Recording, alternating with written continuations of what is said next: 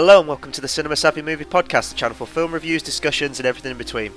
I'm Chris Garner, joined once again with my co-host George Aldridge, and today is another episode of our midweek show Film Club. How Film Club works is that at the end of our main show we take it in turns recommending a movie that sort of ties in with whatever we reviewed for the main show. This week obviously was our rundown of the top 10 comic book movies of all time. And it was my turn to pick at the end, and I picked, obviously, 1994's The Crow. And actually, out of probably all of our film club ones, most of them, they've always been about a film that we've already seen before. Obviously, I've seen this film before, you haven't, and so probably out of all the other film clubs we've done, this is the one I've been most excited to do. Because as I've said loads of times in other countdowns and stuff, this is one of my favourite films of all time. I think I ranked it about 8 on my top 10, and it also featured in my top 10 comic book movies as well. So also I should say this as well, if my voice sounds a little different on this, it's that I've been feeling a bit under the weather today, so but I'm going to try and power through it and talk about one of my favourite films. So we'll jump straight into the review now. I kind of want to just start off with sort of your overall opinions on the film, really, because I just sort of want to hear your perspective on this film, if you feel the same as me about it, or if you're a bit different. So I'll just sort of give you the stage at the minute and just go for it. What did you think of it? It's one of them where all I've heard is good things. Obviously, there's a lot about the Brandon Lee and the stuff on the set. Just one of them. There's always been a lot of talk. It's inspired one of the best wrestlers, Sting. So it's quite a sort of pop culture type film, and getting around to it is one I eventually knew I'd see eventually, and I finally have. So I think I liked it. There's a book coming, isn't there? Yeah, I think it's that very much 90s sort of punk film. It's not my favourite type of film, but I did quite enjoy it, to be fair, and it was a nice watch. Yeah, and it's one of those films that, to me, the only thing before I'd seen the film, I'd obviously seen the appearance of The Crow and stuff. Like, if you go to like sort of any film memorabilia shop or anything like that, or if you see any of the Hot Toys line up in like a store or anything, The Crow is always usually one that's there. And when I was sort of younger and used to go into these shops and stuff, and just the overall image of him, I always thought it was a horror movie. Like, I'd always seen the character grouped with horror merchandise and things like that. Obviously, that's down to his appearance. So, you know, I'd been looking for this film to watch it for ages, and then I went over my uncle's and he'd recorded it off the TV on VHS. So when I sat down, I was immediately thinking it was going to be a sort of horror film, and I was just sort of really taken aback by just what kind of film it turned out to be. The plot, for anyone who hasn't seen The Crow, we are going to be spoiling this film probably, so if you haven't seen it and you want to get round to it, then don't watch the rest of this review. But the plot is basically just a sort of simple revenge story. You've got Eric Draven, played by Brandon Lee, who's a rock musician, and he's basically killed, as well as his fiance, by a group of like like gangsters, stuff like that. He's killed, and then a year later he's resurrected by the power of a crow, and he basically just comes back to sort of get his revenge on the people that put him in the ground in the first place. But sort of what I was taken aback by the most about this film is just sort of the level of heart it's got. It gets quite emotional in parts, I think, and most revenge plots just sort of, you don't feel anything for the character really, but I think this one plays that up really well. And some people could argue that a negative thing about the movie is that sort of the gang he goes after, there's no sort of moral grey area to them. They're just straight up bad guys. But I think that the film is effective in that way. Like, you don't really need any empathy with the people he's going out. The one character you really need to connect with the most is the Crow, and I think that in that respect the film's a success. Oh yeah, definitely. I mean, the character's very likeable, and what was interesting, because I'd seen no clips, I'd only seen pictures, I kind of thought the first 10-15 minutes it was almost going to be like this sort of like, not a silent film, but you think that he'd have almost like no dialogue or something, but he actually has a lot more speech than I thought he would do, and I thought that was quite cool, because they could have easily had some kind of like mystical backstory, and the whole way the character evolves, rather than have the way I thought it'd be was a standard narrative of, you'd see them all get murdered, a bit like RoboCop, but then you'd see him turn into the Crow. I like the fact that it starts off with the kind of murder scene and all that sort of stuff. Then it cuts to a year later, and it kind of fits the pieces together. And I thought that really plays into its favour, and it also gives the villains a bit of depth to see what they did, rather than kind of have this sort of like gang kill film. The fact that he's individually after everyone makes it a lot better to watch, and it's one of them where revenge films they're so easy to do right, but then just a lot of people cock up doing it. But this sticks to the basics and it works in its favour so well, in the fact that it's a simple revenge story, but it's elaborated, it's done well, the acting's great and all of it, and it works really well, and it's very unique, especially for a comic book film. They weren't big in them. Obviously, it wasn't a Marvel DC type. It was I forgot the name of the company, but I think it came out about '89. So obviously they've been tapped up for the film before, and I just like the way that it's so different to anything I've seen before. The fact he's revived by the dead, it's the power of the crow. It's the sort of great supernatural stuff, and I love the character of Brandon Lee. And what was a little bit interesting is obviously with Shelley, the wife to be that was murdered. I was reading that I think after the incident she didn't come back on set at all, and they had to do a lot of filming again. And I think, you have these point of view shots of the murders and stuff. I don't know if it's intentional or not. I mean, it might be, but I feel like that they would have probably tried to film them as genuine scenes, but the point of view stuff just makes it more terrifying and makes them more evil. So everyone like that had anything to do with it, but I like the fact that they'd show the characters off like in that way.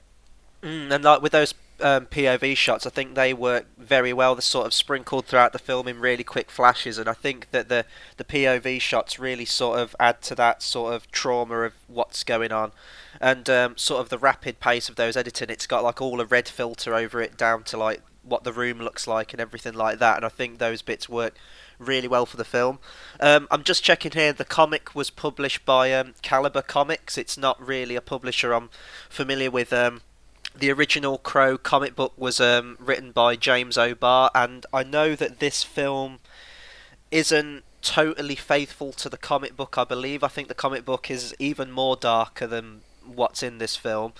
And it sort of has a different visual style to it, and I know that like with the talks of the reboot, which we'll get onto later, they sort of want to make a reboot closer to that comic book, and I mean, I guess that's fair enough, but I think that this film, regardless of how closely it is to the comic book, I haven't actually read the comic books, it's always one I'd like to try and read sometime. I don't think that detracts from the film at all, because I think it's still a beyond solid watch on its own. But you mentioned some of the acting and stuff like that, so I think we'll get onto that now. Obviously, the person you've got to like kick this off with is Brandon Lee. It's common knowledge now. This was the film where he died on set. He was killed in the scene where his character gets shot. It was something involving a prop blank bullet was put in the gun wrong, and it was lodged in there. So when the gun was fired, it actually fired out like a proper bullet. And the guy who pulled the trigger on the gun is the guy who plays the character Funboy, Michael Massey. And after this film, he was like so traumatized by like what had happened that he took a year off acting, and then he was in an interview like 12 years later saying how he still has nightmares of that incident. And I mean, I really feel bad for him, honestly, because he'd just be on set playing the character, doing what he's meant to be doing, and then that happens. But with Brandon Lee, I think that if he'd have lived to see like this film release and everything, I think his career would have just skyrocketed, and he would have been an absolutely huge star. Similar, really, and I've said this before, similar really to Heath Ledger with The Dark Knight. I think both characters are sort of very similar in appearance. I think they were the same age when they died, and I know that Brandon Lee died on set rather than afterwards. But I think there's sort of a lot of parallels you can draw between those two, because both of those careers would have just been sky's the limit after their films had been released. Yeah, and with Brandon Lee, obviously because his dad's Bruce Lee, he's probably lived his whole life as Bruce Lee's son. They probably expected some martial arts stuff. The fact that he's done this film is completely different. You wouldn't expect the son of Bruce Lee to do this. That was really gonna get his name out to the world, and I think it was still a hit when it came out in '94. But obviously, a lot of the talk was around the death of Brandon Lee, and it's one of them where, again, with the incident on the set, I was reading as well with the actor. He refuses to watch the film. He won't watch it to this day 'cause he Mm. just can't. And you can understand it though, because you mentioned, he just turned up, he's doing his normal thing, and it just seems like a whole mess of what happened, where each and every time they would use a real bullet for the close-ups, and then they'd have a fake blank for the sort of the long range. And what Mm. it is, the main guy that checked it all went home or something and gave it to his assistant to do. The assistant didn't know that he had to check it every single time they used it. So it Hmm. seems like one of them where it's just everything went wrong, and obviously it's ultimately like paid off horrifically. Yeah, and like with the film, it's built more of a cult following up since it's been released. It was a success at the box office. I think it may have been, yeah, it was top of the box office for a while, and it sort of made just over double its budget back. So it was sort of a modest hit, but I think that this film has done rather well as a cult following. But again, it's a film that, I say to people like, "Oh, have you seen The Crow?" And it's one that they've never seen, but it's always one they've been familiar with. I guess that's just down to the appearance of the character, and I think that The Crow is sort of a character that's used a lot during Halloween. Like, people tend to go dressed as the Crow quite a lot. I think I've seen that going round. But as well as Brandon Lee, like, he's absolutely fantastic in this film. Like, when he's trying to be intimidating to the rest of the gang, like, you really buy it. There's that scene in the film where he's like watching, I think it's Tintin from the rooftops, and he jumps off and he lands in the trash in the street, and he just laughs and he stalks him. Like, those moments, he completely sells all the action and stuff like that. But I think what the strength of Brandon Lee is in this film is the humanity he has, and you see that in the scenes where he's with his wife Shelley in the flashbacks, and with Sarah as well, who he's good friends with. And there's the really nice moments as well. If we go on to some of the other actors now, we have Sergeant Albright, I think his name is, played by Ernie Hudson, who's obviously he's in Ghostbusters. Anyone recognises him?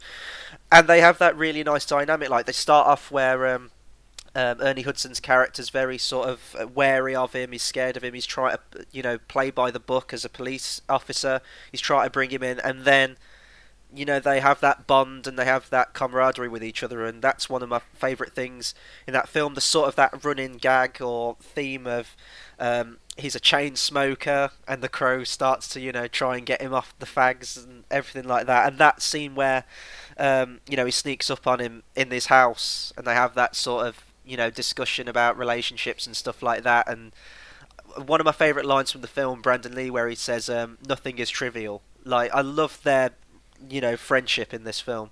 Yeah, and I think with that scene in the house, it was kind of, he sneaks his way in, but I love the fact it finishes with, "Oh, yeah, I'll go out the front door," Mm. and it's kind of that moment, there's a respect between the two, and they've got this bond. But what was also interesting, I think the final time you see Ernie Hudson's character, he's in the hospital bed, and he does a laugh very reminiscent of the Crow's laugh when he comes across Tintin. So Mm. I kind of thought that was a bit cool. But that's the thing again, because I only knew about the Crow and the story that his wife was murdered and stuff. I had no idea about the little side stories with the girl, with the cop. I didn't know any of that sort of stuff, the wider gang. And I think going into it blind like that was a really cool dynamic, because you can look at something like Kill Bill, where it's a simple revenge film. She's on her own. She kills everyone. And you can look at anything like that, and they're normally the same. So it's rare you get these like family dynamics, and they don't normally show a lot of attention to side characters, but they're doing this, and it pays off. Yeah, and it's as well as Ernie Hudson's character of Sarah as well, played by Rochelle Davis. I don't actually think she did much else after this. I'm not aware of any other lines of work she did after this film. But she's a really nice addition to the film. Usually you'd be sort of like rolling your eyes, like, "Oh, we're going to have sort of a young girl character in this, and she's going to be really annoying, and she's not going to fit in with the tone of the film." But I think she really has like a place in the film, and she really brings a lot of gravitas, I think, to the whole Crow like tragedy and everything. Like, she was good friends with Shelley and Eric before the disaster happened, and then she's still sort of clinging on to that and trying to deal with it herself. And I actually really like her character in this film. I think she, like Ernie Hudson, has a really sort of cool role and relationship with Brandon Lee's character, which I think really plays into the emotional side of this film. Yeah, and it's from the get go when she kind of comes across the bodies, and he lies to go, "Shelley will be alright," and she goes, "She won't be. Why are you lying for?" Mm. And then obviously she goes, obviously she knows he's dead and stuff. So it's one of them where, as a character, she starts off very strong because it's very easy to have the sort of whiny teenage girl with people that don't like her, but she's very mature, and I think the dynamic works, especially when the Crow first meets her. He kind of saves her, realizes who it is, and then you kind of get the fact that her mom's actually with one of the is it Fun boy. Fun Boy, that's the Yeah. one. So the mom's off him, so I like the fact that they all interweave inside themselves anyway. Yeah, like her mother's a morphine addict, and she's sort of being neglectful to her daughter. She's not keeping an eye out for her. And you were saying like with Ernie Hudson's character, each character gets their sort of character arc or like some stake in the story. Um, Ernie Hudson's sort of dealing with a breakup with his wife and like the whole cigarette sort of thing, and sort of gaining the Crow's respect by the end of the film. I think his relationship with the Crow sort of is very indicative of like Commissioner Gordon with Batman. And then obviously Sarah's with her mum, and it's this estranged relationship with them. And then with the Crow's intervention with her mother, in that scene where he sort of like grabs her and like holds her up to the mirror and sort of lectures her on being a better mother. After that, I like that Brandon Lee's character is also out for revenge, but he's also sort of a guardian angel to these other characters and sets them on a right path before he goes back to his grave at the end of the film. Yeah, definitely. And I like the fact, another thing's going into spoilers and it's really far on. When he kind of wins at the end of the day, it's when he's cuddled up to the gravestone of Shelley. As a sort of character moment, that summed the whole film up itself. And it's the point that they could easily, let it be, have him wandering around, but the fact that it begins with the murder and it ends with him reunited with her in the grave. And as well, I think, speaking of the grave, I want to say that obviously, again, I knew nothing going into this. The fact that he kind of just like pulls out the grave, and I thought, that it wasn't. I always thought that he naturally looked like that. I didn't know it was like him wearing makeup as a character. I didn't know any of this stuff where he'd start having flashbacks and all that. So it was really cool when they introduced him, because it's almost like Frankenstein's monster, where he was just trying to like see new things and learn the world and get used to it. And it was a really good dynamic, because again, it's very easy just to revive him and say, I'm going to kill everyone. Yeah, definitely. And as well as like sort of the hero characters in a film like this, a revenge film, I think the film's only as good as its villains. And to me, this has got some of the most memorable sort of bad guys in a movie of this style. Sort of the main boss, the ringleader of the entire gang, is a character called Top Dollar, played by Michael Wincott. He's been in a few films I've seen. Most notably, I think the one I've seen him in is Robin Hood, Prince of Thieves, the Kevin Costner movie from the 90s. He's been in a few other stuff as well. He's got a very, very iconic voice, I think, this guy. And, there's actually quite a few scenes now, I'm trying to think of it, that remind me of The Dark Knight, or rather The Dark Knight reminds me of this.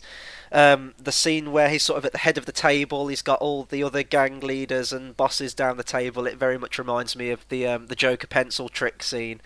But I think his character just commands like so much presence in this film. Like when he talks, he just kind of falls silent, and you just like watch his performance. He's a very sort of creepy dude. He has this sort of semi-incestuous relationship with his half sister. But it's the bit where he's got the I think the character's name's Gideon in the chair, and he's sort of listening to him talk, and then he just gets a sword and he just like stabs him and then shoots him a bunch of times. I like that this villain's more reserved, because you could very easily have had a very sort of animated and over the top bad guy, and you do get that with a few of the other little characters. Each one of them has their quirks, I think. Most notably the character of Skank, but I really like Top Dollar in this, and I think he's a really good sort of antagonist of the film, which all obviously culminates into that big sort of action scene you get at the end where they face off in the church. Yeah, and then what I love with the church scene is when they're on top of the roof and he's kind of like, oh, you've actually put a smile on my face and stuff, where he could easily be like a mental Jack Nicholson type, but again, he's composed throughout the whole thing, and when he loses his drag, he loses it, but it's that dynamic at the end with him where there's just that one final conversation. Then you think he's going to kind of get him, and then the Crow just gives him all the 30 hours of pain, which was a pretty cool sort of like, superpower thing. Mm. and then he kind of just gets tossed off. And the way he dies as well, I mean, of the two devil horns, one of them's impaled through his mouth, and that Yeah. was just like brutal in itself. But he's a great villain, and again, that Dark Knight comparison, I never really thought of it, but it's when they're all sitting around the tables together and stuff. Mm. It was just funny, and I love the fact that each villain's got their own thing, and it kind of reminds me of like RoboCop. You know, you get the squad of people that like beat down RoboCop in the first Yeah. one, Yeah, and like, definitely. There's a lot of comparisons I think you can draw between these two films. and you know, it's something that I never ever thought would be compared, but it's literally in the kind of the arc of getting the villains, it worked well. But some of the deaths in this that he gives on the villains are just like brutal and incredible Mm. at the same time. Yeah, and some of them happen off camera. Fun Boy's one's sort of weird, I think, in the context of the film. I think it's edited very strange because it looks like he stabs him, and then the police officers come in and he's sort of been pumped full of morphine syringes, like a whole bunch of them. I think there was a scene there in one of the deleted scenes where you see him actually put all of the needles in him one by one. I think that would definitely have been a bit more brutal, but I think that it still works, like when it's left to the audience's imagination. The same with Tintin as well, where we see him sort of bring down the knife to stab him, and then the camera cuts and it cuts to another scene, and we see his body later on with all the knives in him. I think that stuff works, but then you get probably my favourite villain death in this movie is a character called T-Bird, played by David Patrick Kelly, who's he's sort of another one of those actors that he always crops up in stuff, mostly obviously stuff from like the 80s and the 90s like that. I've just started watching Twin Peaks, the David Lynch series. He's in that. He's sort of a cameo role in Commando with Arnold Schwarzenegger. He's the guy in the bit where he goes, "Remember when I said I would kill you last? I lied," and he lets go. That's the same guy. He's also in The Warriors. If I don't know if you've seen that film, he has the famous line like "Warriors, come out and play." He's the guy who came up with that. Um, but he like straps him to the car seat, and he like I think he puts like a flashbang or like some kind of incendiary grenade on his lap, and it detonates, blows up the car, and then you see his corpse afterwards, and they say that it was so hot in that car light when he set on fire that it's fused him to the car, and you're like, oh shit. And then the scene that follows that, which has been ripped off now in countless superhero films. Daredevil did it, even Nolan did it in Dark Knight Rises, where the heroes sort of made a gasoline symbol on the floor, and they throw the match or they throw the lighter or whatever it is, and it lights up in like a big epic symbol of themselves. Like that's been done countless times now, but I want to say that this was the first film that did it, but obviously a film may have done that beforehand. But I think this is the first one that comes to mind when I think of that. But yeah, you're right. Some of like the death scenes in this film are absolutely brutal, but I think it's awesome for that.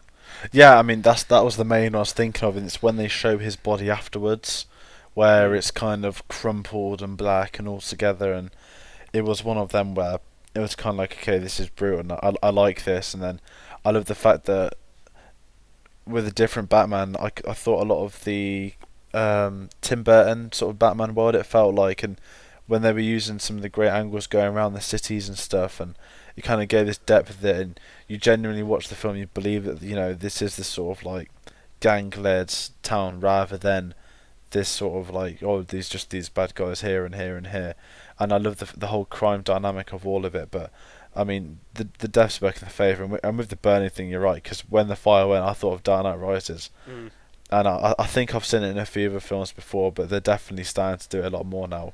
And the thing is, them, like, I know it's a kind of stupid thing to say, but I never really like care for them. It's a bit of a waste of time, but this is one of the few where it looked cool. Yeah, and in moments like that, I didn't so much in this film or Daredevil, but because Nolan made his Batman films so realistic down to every single detail, like the suit, the vehicles, how everything works. When that happened in Dark Knight Rises, and I don't want to get into a Dark Knight Rises review, I thought that was really far-fetched. I was thinking, like, so Batman had like a tank of gasoline, spread it all across the ice, up the skyscraper, painted a bat symbol, just so he could get a cool reveal. Like, how long did it take him to do that? Like, he could have been saving anyone. But I think in this film, especially this film being a lot more visual, I think, than The Dark Knight, I think you can sort of justify it a little bit more and just sort of play it into the whole theme. And I'm glad you actually mentioned Tim Burton Batman, because I do think that that film had a lot of influence on this. This film came out 5 years after Tim Burton's Batman, and you can sort of see the similarities, I think, between sort of the look of Gotham and the look of the city in this. And like Gotham, I think that the city itself in this film is as much as character as like any of like the physical people in it. It feels really run down. It feels gritty. It feels lived in, and without that, I think then that would have definitely took away from a lot of the atmosphere of the film. In fact, I think that's where most of the atmosphere is built up, in the appearance of this city, and some of the sweeping shots that you get in the intro and things like that. I think they were actually all done with miniatures and some digital special effects sort of added on afterwards, and you can kind of see the shreds of that, like when the crow's flying around. Some of the effects are a little clunky. It looks very sort of blue screeny, but I think for miniatures and stuff, I think it definitely holds up. And the fact that, it's always raining, it always seems to be nighttime and stuff like that, it does add a really, really nice aesthetic look to the film, I think. Yeah, and the look of it is perfectly captures the tone. I mean, you could easily have a film about a guy on a rampage, but it could be bright light sun. It wouldn't ever work for a film like this. And by making it dark and going back to Tim Burton stuff briefly, I think Batman '89 was a massive risk. So the sort of really dark world. If that had been crap, you're right. I don't think we'd have had a Crow for a start, because they'd have probably thought, oh no, we can't really pull off this kind of vigilante in the dark world stuff. But they do it perfectly. And yeah, with the sweeping shots, it looks a lot like miniatures, and especially the opening shot when it's actually cuts into the window, and then you've got the scene where I think they mastered the effects well alongside the skyscrapers. And there's one or two bits, you're right, but then again, it looks great for 1994, but it does hold up, and you can tell it's miniatures straight away, because you can just look at what it reminds me of. Do you remember the old Sony videos where it'd start the film with this kind of helicopter going across the streets? I don't even remember. Yeah, From the yeah, Spider-Man yeah, I DVD. remember that. Yeah, the original Spider-Man DVD, yeah. Yeah, and I think that's what that's what I compared it to, and that Spider-Man's always dated, whereas this, you can tell it's a miniature because it looks great still 20 years later. And with the whole city and stuff like that, I can't find the quote now, I was just looking for it, but I swear I've heard it out there. I think the film was sort of advertised, or it may have been on a poster or something like that, with the quote, darker than the Batman, or darker than the night, something like that, which is sort of one in the eye for like Tim Burton's Batman, because I think both films are fantastic. I ranked Tim Burton's original Batman #1 on my top 10 comic book movies of all time list. But yeah, and not just with the look of the city as well, it's all with the sound and everything like that. And I think that this film has one of the most immersive soundtracks I think I've seen in the film. It's right up there with me with like the soundtrack to Blade Runner, in how you can just listen to this music and it just instantly transports me to this city from this movie. Not just sort of like the soundtrack with the rock songs in there, that plays a big part of it, but the actual physical score as well, written by Graham Revell. Really sort of ethereal, sort of like panpipey, not panpipes, but sort of like woodwind instruments. It does feel very mystical, which I think really plays into this whole sense of the Crow bringing him back from the dead, and sort of like the mystery surrounding that. But there's one sort of orchestral motif in this soundtrack I really like, and it always plays in the emotional bits. It's like this swell of strings. I don't know if you can remember which bit I'm talking about. It plays at the end when he goes back to the grave. It plays in a few scenes where he's with Sarah and stuff like that. And I really love the music in this film, as well as the actual rock tracks that are used, because I think they're used brilliantly as well. It's the soundtrack, I thought, was at its best was the sort of emotional bits. Remember, I kind of said I thought it was a bit like a sort of silent film, a silent character, because the music's so strong at that point and he hasn't spoken yet. You kind of like half anticipate that it could be that. But I thought it was a great soundtrack. I think this is, I said it's very punky, it's not my type. I think that's what I wasn't too keen on, where he was randomly on top of a skyscraper with an electric guitar. It wasn't really my type of thing, but I think it worked well with the sort of the villains bar, their hideouts. It kind of suited their tone. But again, I did really like it. It's just one or two things that just naturally aren't for me, like music choice wise as well. Yeah, well, that scene's actually one of my favourite scenes in the movie. I just think that's sort of like a nice atmospheric moment. It sort of lets the film breathe a bit. Like he has no reason to be on that skyscraper playing an electric guitar, which he then goes on to smash. But it's not just that as well. I think you could look at that as a character moment because he was, he was a rock star. He had a record and things like that, and I think that may have been the character sort of try to like one last play of the guitar, maybe. I think you can read into it a bit more than he's just sort of on a skyscraper playing it. But I just love that solo he plays. I play a bit of guitar myself, so I always sort of just get chills in that scene. But I guess like now before we like wrap up and stuff, we'll go through some positives and negatives. You've highlighted some of the negatives. That's mostly just down to like it's not your style, and No, that's completely fine. yeah, it's just personal preference. Nothing against the film itself, if you Mm. know what I mean. I I look at the film and I'll frankly say no. I don't really think there's. I'm just struggling to think of negatives. I think it works perfectly. It's Um, just not your style. yeah, that's the thing. Like, I still really liked it, but it's just like in that like top percent, if you know what I mean. But I Mm. still like it. I think it's a great film, and obviously I understand where the fandom is because it's got a massive cult following. Like I was at a convention the other day. I think I saw 4 people dressed up as the Crow. Mm. And that's one of them where it's like you know a lot about the character, and I did enjoy it. It was great to watch. However, I know straight away that I won't be watching the crap sequels that Oh apparently are yeah, horrific. yeah. I've always had sort of that curiosity to just go and watch them. Like, I tend to do that with most film series. Like usually it's watch the first one, the second one's okay, the third one, fourth one, fifth one, however many there are crap. But I always sort of stick with the entire franchise just to see it. But this is one where I really don't want to do that because as I've said, like this is one of my favourite films, and I kind of want to just keep it sacred. Like I'm aware that the sequels, they're crap. I don't need to waste my time seeing them because I know that I won't like them as much as this, so it's pointless to me. Um, Positives and negatives for me.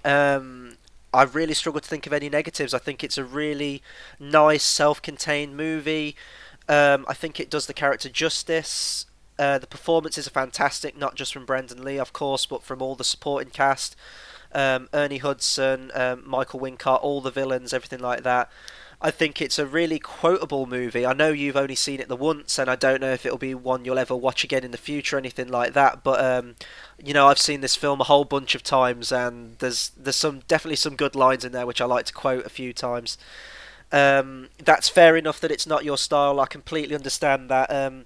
Growing up, I was really big into like Tim Burton's movies and stuff like that. Like the whole, as I say, like the first superhero movie I ever watched, or comic book movie in general, really was his Batman film. So I always sort of grew up with that darker gothic style for superheroes, and this is one that just sort of goes hand in hand with that movie. I think if people still like do double features of like films and sit down and watch two films, I think that Tim Burton's '89 movie and this would make a great double feature. Yeah, and I think it's just a movie that really should just be checked out once. Like, even if it's not your style, I think that there's a lot of emotion behind it, and I think that the story, although very simple, still, it does a lot well with that story. I think the characters are good and the emotion's absolutely solid in it. It's a cult movie, so I guess some people may have seen it, but if you haven't and you're aware of the character, I think it's one that should definitely be checked out and supported. Um, so that's really my overall opinions on the movie. I guess we can talk now briefly about sort of the reboot situation. Um, you may be a bit different on this than me because obviously I know you liked this film, but you said like it wasn't amazing or you wouldn't hold it right up there as like some of the best. So would you be willing to see a reboot, do you think, of the series if it's more in line with the comic book or it's a different adaptation, something like that? I would. I was watching it. I said straight away, it doesn't need a reboot. Mm. Um, I would watch it in the sense that I saw the new SpongeBob film recently. I will see a new Liam Neeson film. It's a film that I'd see, intentionally know, and I'd be against it. Like Fantastic Four, I was against that going into it. Still saw it, so I'd watch it, but I don't want it to be rebooted. And I think I said to you, didn't I, like the other day? I was like, it's completely been cancelled. I was at a convention as well. I was chatting to a bloke, and then we got into talk about reboots and stuff because Nightmare on Elm Street people were there, Mm. Then they bought The Crow, and I was like, no, I was like, the company's gone bankrupt, it won't be happening. They're all kind of well excited, but then we got some more stupid news yesterday that they want the reboot to happen, but it's one of them where I said, didn't I? It felt very much like a 90s film. I Yeah. think it would be incredibly wrong for them to displace it, because you know that they'd try and modernise it. They'd try and have some dark rooftops which will look crap, and I don't think you could capture that tone perfectly. And you know, it's just going to be a risk, and there's too much dodginess going into it. The amount of people leaving production, I think it'll be a mess, and I don't want it to happen at all. Yeah, and I'm just looking on Wikipedia now, so I don't know if this is accurate or anything like that, but it's got that Variety's reported that Forrest Whitaker is in negotiations for a role, and the studio's looking at people like Nicholas Hoult or Jack O'Connell to play Eric Draven, so it may still be up in the air, the project, as you said, like if they've gone bankrupt or they're really low on money. I don't see this happening anytime soon. And it's a weird one because, after all, it is a comic book movie, and I've always sort of been very passionate about seeing other adaptations of comic books, notably Batman. Like, some people are up in arms that Nolan's trilogy sort of like they've moved on from that now and they've got a new Batman. Many people, especially this generation's Batman, may have been Christian Bale and don't want it to move on to anyone else. I'm always sort of laid back and just like, I like to see other adaptations of stuff, so it's weird that even though this is a comic book movie, like, I don't want to see a remake or reboot of it. I think that this film not only is a good, solid standalone comic book movie, I think it also serves as a really nice, what's the word I'm looking for? Tribute to Brandon Lee himself. The film's dedicated to him and I believe his wife, Eliza. And I just think that you can see it in the film. There's like scenes where it really sort of like plays up the heartstrings. There's that bit where he sees the trick or treaters, and it sort of does like a slow mo close up of his face, and it very much seems like the film was made as a tribute to him. Like they reworked it somehow, and you just wouldn't have that connection in a new film. Not to mention, as you said, it was a 90s movie. The soundtrack itself is very 90s, I think, but I think that really suits the tone of the film, and I think you'd lose a lot of the style in it. I think I didn't mention it, but I'll mention it really quickly. My favourite scene in the movie is where he first dons the makeup and the costume, and he stands in the window, and you get the lightning flash, and you see him, and it plays the Cure song "Burn," and then he sort of like runs across the rooftops.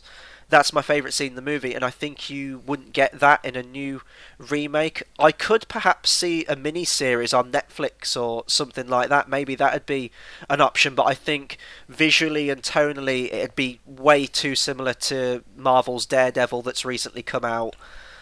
So I don't think they should stray into that territory. I just like to see them leave it alone, really. But I know that won't happen, and in a few years we'll probably be talking about a remake or reboot or whatever.